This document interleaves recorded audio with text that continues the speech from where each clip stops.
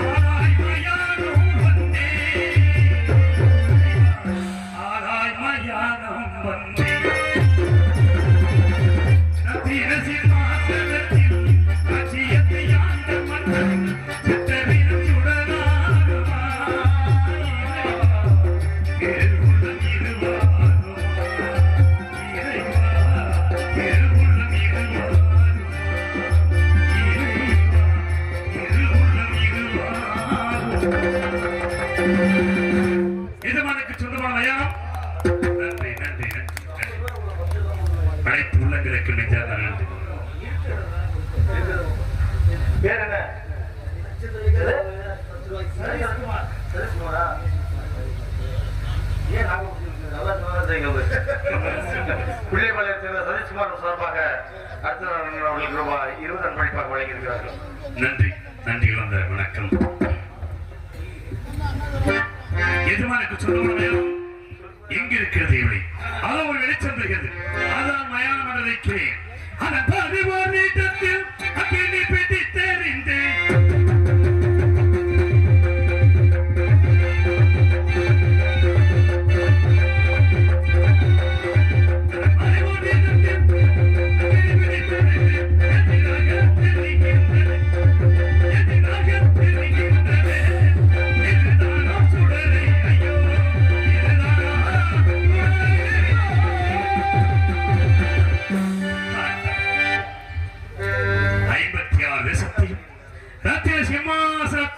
ஆட்சி புரிந்த என்னை இந்த பலனற்ற பாடைக்கம்புகளில் அமர்த்தி இந்த மயானத்தை காக்கும் அளவுக்கு என்னை கொண்டு வந்து நிறுத்தியிருக்கிறார். அரண்மனையிலே அறுசுவை உணவு கொண்டு நான் இந்த மயானத்தில் பிணத்தின் மேல் போடப்படுகின்ற வாய்க்கரிசி உண்டு வாழ வேண்டும். என்ன செய்வேன்? ஆண்டார் அடிமை உயர்ந்தவன் தாழ்ந்தவன் பேரம் பேசும் மனிதர்கள் எல்லாம் பார்த்திருக்கிறார். என்றுமே உறங்காத இடம் என்று கொண்டிருக்கிறது. அதிகம் வாழ்க்கையில் பார்த்துவிடு என்று இந்த மயானக்கரைக்கு என்னை அனுப்பி வைத்திருக்கிறாய் என்று நினைக்கின்றேன். பார்க்கலாம் இந்த இடம் எப்பேற்பட்ட இடம். ஆரடி மண்ணொண்டு அனைவருக்கும்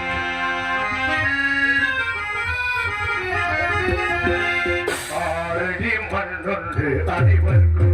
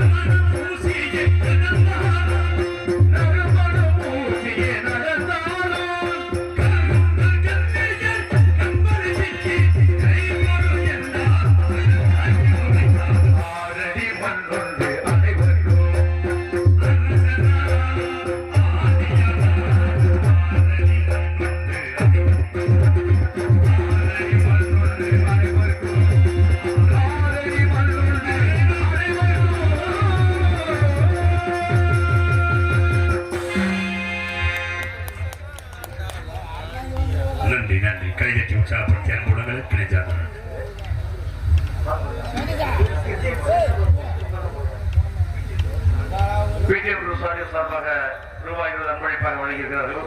லட்சுமணன் கண்ணன் அவர்களுக்கு சமூக பேர் வந்து சத்தியம் செல்ல பாடுவாங்க அவசியப்படும். அன்பு நண்பர்கள் அனைவருக்கும் நெஞ்சார்ந்த நன்றி. நன்றி கலந்த வணக்கம். ஏதோ ஒரு சத்தம் கேட்கிறது. என்ன சத்தம் என்று பார்க்கலாம்.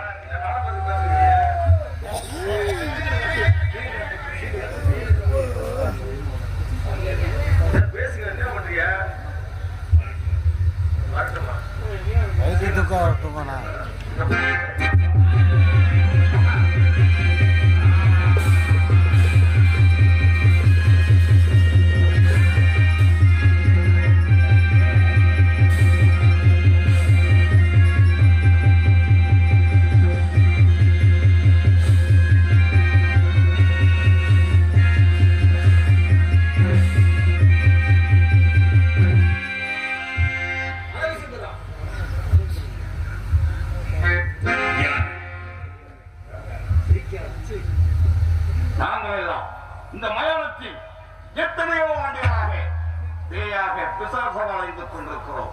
எத்தனையோ காவலர்கள் இங்கு காவல் புரிய வந்திருக்கிறார்கள்.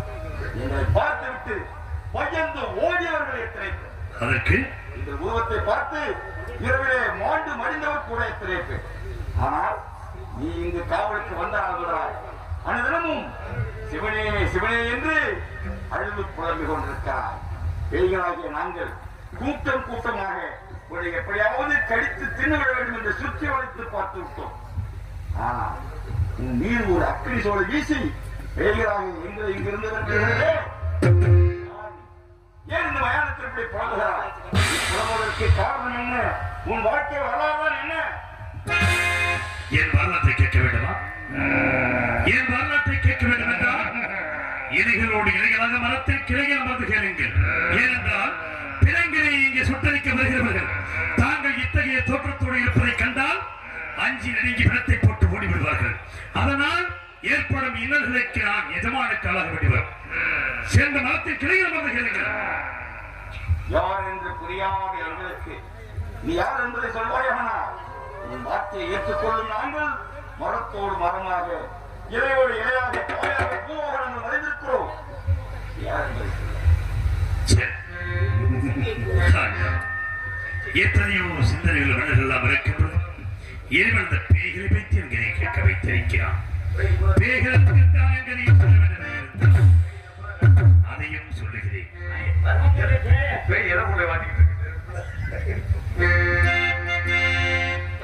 கவனமாக கேளு. இறைவா, ஏன் எனக்கு இந்த நிலை?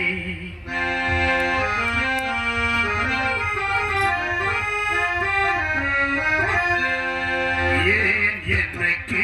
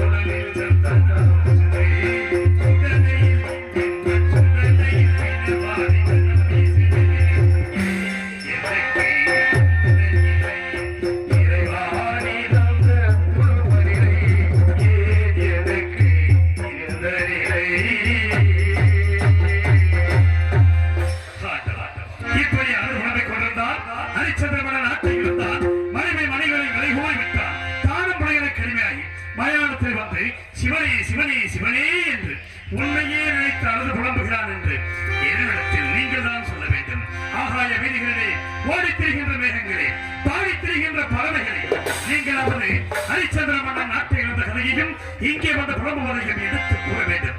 எப்படி கூற வேண்டும் தெரியுமா?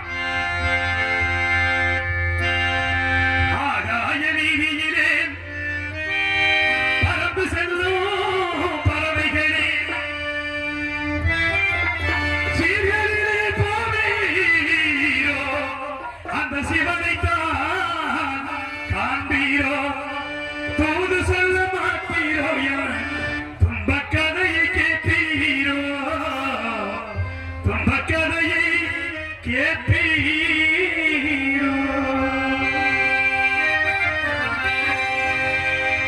ஆகாய வீதியிலே பறந்து செல்லும் பறவைகளே ஆகாய வீதியிலே பறந்து செல்லும் பறவைகளே சீர்களிலே போவீரோ இவளைத்தான் காண்பீரோ தூது சொல்ல மாட்டீரோ துன்பக் கதையை கேட்பீரோ ஆகாய வீதியிலே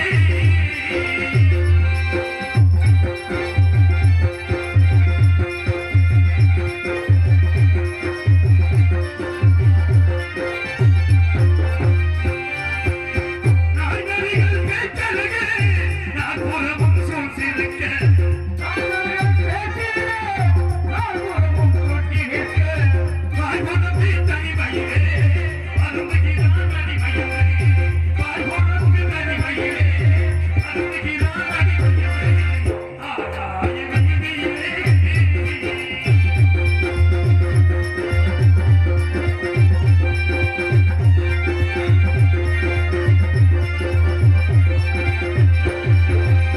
பெண்ணை விட்டால் பிள்ளை விட்டால் புலையனிடம் தன்னை விட்டால்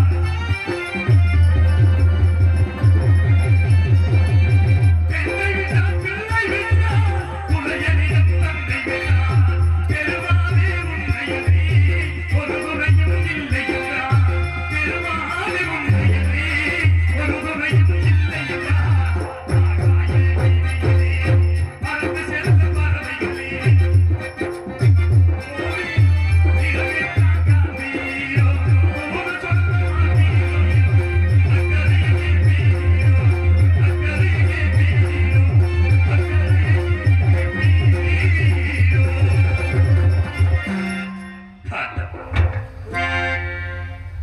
என் சரித்திரத்தை கூறுகிறேன்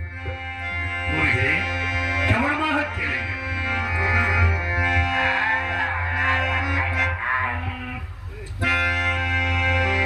பிறந்தது மண்ணில் இறப்பதற்கென்றே பேசிடும்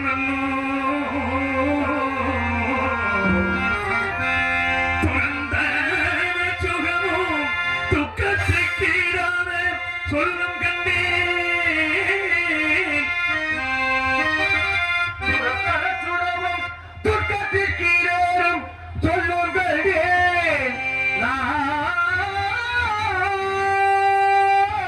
கரந்தனை கூப்பி சுடலையில் தாக்க நினைவு கொண்டேன் கரந்தனை கூப்பி சுடலையை காக்க கனிவு கொண்டேன் பரம் தந்து வாழ்த்திட சிவனே உன் பாதமே சரண் புகுந்தே பாடினான் பாதமே சரண் புகுந்தே யார் போய் சொல்லுவார் யார் போய் சொல்லுவார்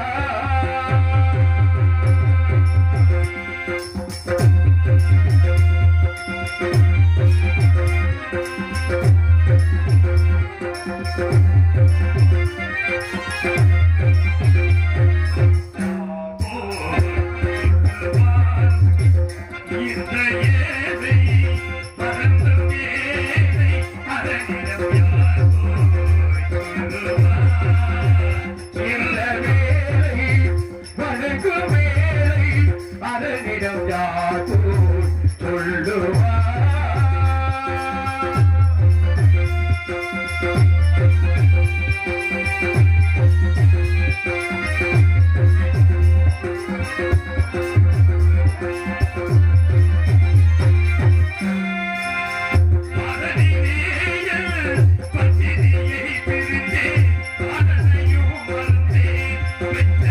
பாதனையும் மறந்தே பதிலவையும் நிலையாரோ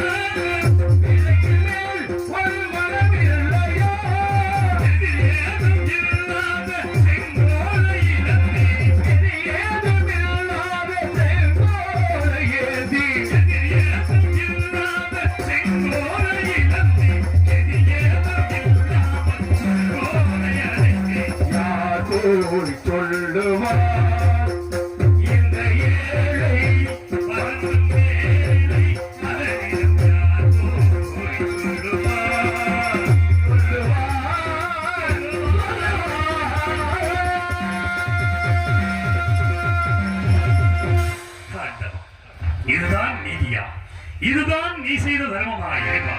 இசையதே தர்மமா, இசையிலே தர்மமா, இசையதே தர்மமா, இசையதே தர்மமா. இசையிலே தர்மமா, ஜெகதீசா என் மேல் வர்மமா, தர்மமா.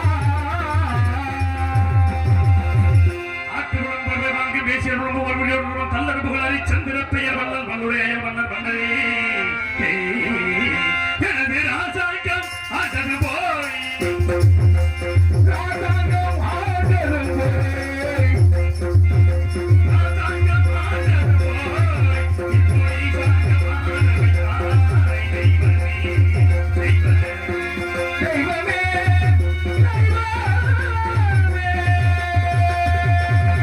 அங்கம் பங்கம் கலிங்கம் குறிப்பிட்ட பொப்பம் கோசம் பிராணமும் புலபதி வெஞ்சயம் கொல்லம் வேட்பாளம் நடனம் கெங்கனம் கேகயம் கேரள பல்லவம் சிந்து சீனம் சோழரும் திராவிடமும் திருவமும் தந்திரமும் தீர்க்கமும் சோழையமும் அங்கானம் சிங்கம் கம்பியம் பிராதகம் மாடபுரம் தொங்காசம் மலையாளம் தாம்போசம் கந்தாரம் பாண்டியம் பாஞ்சாலம் கடாரம் வடபிரதேசம் தென் பிரதேசம் மொத்தம் எந்த அயோத்தி என்ற நாட்டை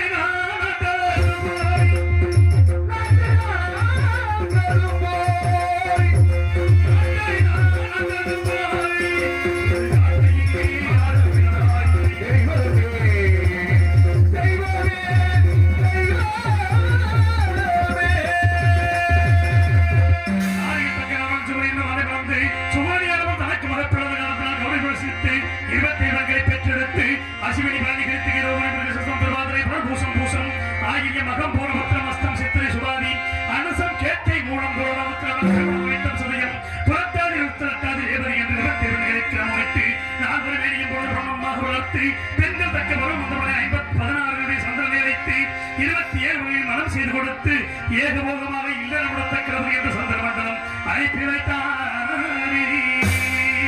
சந்திரன் இருப்பிடம் சென்றவுடனே அருகிலே சிறந்த ரோகணியில் மாத்திரம் என்பட்டு வாழ்ந்ததனால் மற்ற 26 மாதங்களும் மனமளவில் இந்தியாகி தக்கணத்தில் வரப்படுகிறேன். தக்கணம் பார்த்தான் சந்திரா என்னுடைய வார்த்தையை என்று நடத்தினார். இப்பொழுது உள்ள பூராக்களைகளில் ஈனமாக போகட்டும் என்று சாபமிட்டாரே. ஈசாயிலே தர்மமா, ஜெகதீசா என் மேல் வர்மமா, வர்மமா. சாவத்தை அறியாத சந்திரன் மறுநாள் காலையில் 27 பேர் உடைத்து வந்து குளத்தின் கரையில் நிறுத்திவிட்டு முதலில் தான் மட்டும் ஏங்கி நீராடி மூழ்கி இறந்தான்.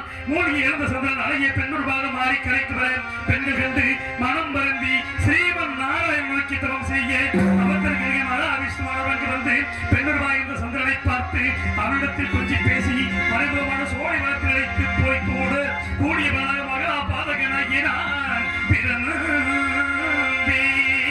குழந்தையாகி என்னை தரையில் கிடத்திவிட்டு பெண்ணுருவாய் இந்த சந்திரனை மீண்டும் திருக்குளத்தில் மூழ்கும்படி செய்து சுயபுரிமை கொடுத்து சந்திர மண்டலம் அனுப்பி வைத்தாரே.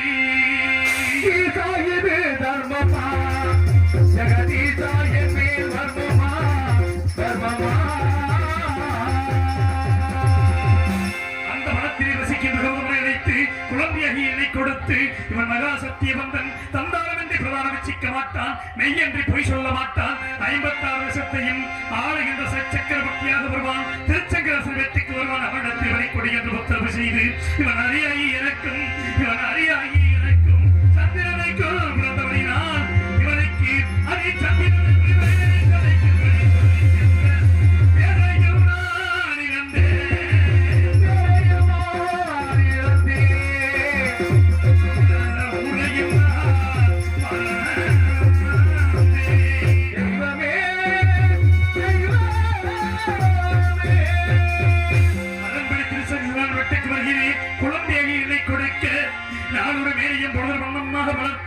எனக்கு தக்க வரம் வந்தவுடனே 56 தேசத்தையும் மகளாபிஷேகம் செய்து வைத்து என்னை வளர்த்த எனது வளர்ப்பு தந்தையாகிய திருச்செங்குவும் சொர்க்க பதவி அடைந்தாரே. நான் நாட்டை நீதியோடு ஆண்டு வருவதற்கு களத்திலே செங்கோல் பிடித்ததும் போய் செங்கோல் பிடித்ததும் போய் சமம் சுடுகோல் பிடிக்க வைத்தாய் தெய்வமே.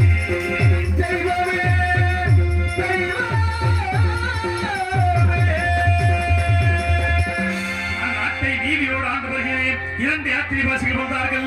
எங்கெங்கு சென்றீர்கள் சூடும் அங்கையான சொல்ல அதே சமயம் சுயபரபோலையும் வந்து சேர்ந்தது. உடனே ரதத்தை சுத்தப்படுத்தி கண்ணமாவை புறப்பட்டு சென்று செல்லும் வழியிலே மரணம் முல்லை நெய்தல் குறிஞ்சி என்ற ரதங்களை கடந்து இந்த பாவியாகிய நான் பாலைவன வழியாக பிரவேசித்து அங்கு காரியதவின் ஆலயத்தை கண்ணுற்ற மாத்திரத்தில் தேரை விட்டு கீழே இறங்கி அம்பிகையை தரிசித்து திரும்பும் பொழுது தேர் குதிரை வில் அன்பு நான்கும் என் கண்களுக்கு பொன்னுருவாக தோன்ற அம்மா காளிகாதேவி முன்னமே கல்லாகி இருந்த தேர் குதிரை வில் அன்பு நான்கும் இப்பொழுது கண்களுக்கு பொன்னுருவாக தெரிய காரணம் என்னவென்று கேட்டேன். ஹரிச்சந்திரா 2000 ஆண்டுகளுக்கு முன்னதாக வருணநாமம் இந்த தேர் குதிரை வில் அன்பு நான்கு இங்கே கொண்டு வந்து நிறுத்தி இதை கல்லாக செவித்து இது யாருடைய கண்களுக்கு பொன்னுருவாக தெரிகிறதோ அவனுக்கு கொடை என்று சொல்லி சென்றான். இது உன்னுடைய கண்களுக்கு பொன்னுருவாக தெரிந்தபடினால் நீயே எடுத்துச் செல், சந்தேகப்பட வேண்டாம் என்று சொல்ல அந்த காளியருவி கொடுத்த தேரை ஏறி அந்த காளியை கொடுத்த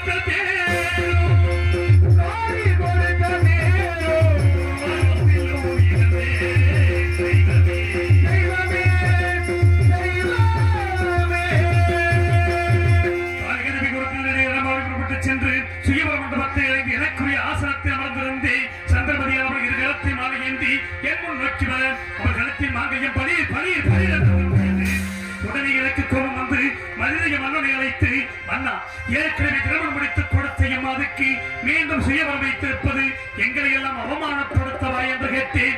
உடனே மனிதய மன்னன் மற்ற தேசத்து அரசர்களை பார்த்து இந்த ஹரிச்சந்திர மன்னன் என் மகள்களத்தில் மாங்கல்யம் இருப்பதாக கூறுகின்றானே, உங்களுக்கெல்லாம் தெரிகிறதா என கேட்க மற்ற தேசத்து அரசர்கள் எல்லாம் என்னை பார்த்து நகைத்தார்கள். ஆகாயத்தை நோக்கி ஆசிரியர் தோன்றி ஹரிச்சந்திரா இவன் பிறக்கும் பொழுது மாங்கல்யத்தோடு பிறந்தவன், இந்த மாங்கல்யம் யாருடைய கண்களுக்கு பொன்னுருவாக தெரிகிறதோ அவன்தான் இவனை மடக்க தகுந்தவன்.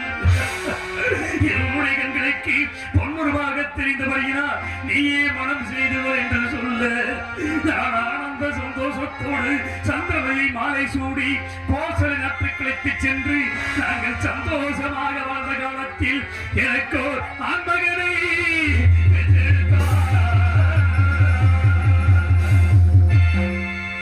ஆண்மகன் பிறந்து விட்டான் என்ற மகிழ்ச்சியிலே 7 நாட்கள் களஞ்சியத்தை திறந்து வைத்து அள்ளி செல்லுங்கள் செல்லுங்கள் என்று சொல்லி நான் பெற்ற என் மகனுக்கு யோகிதாசன் தேவதாசன் என்று பெயரிட்டு அழைத்த புத்திரனை மறந்தே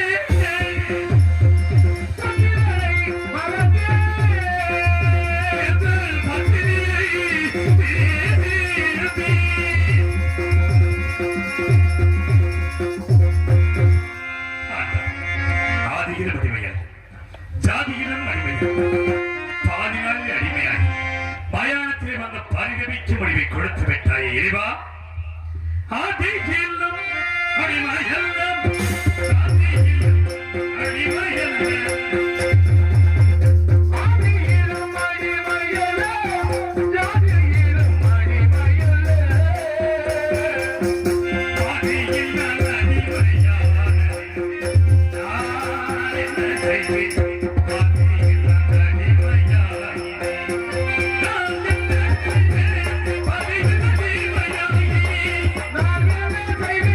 Bobby,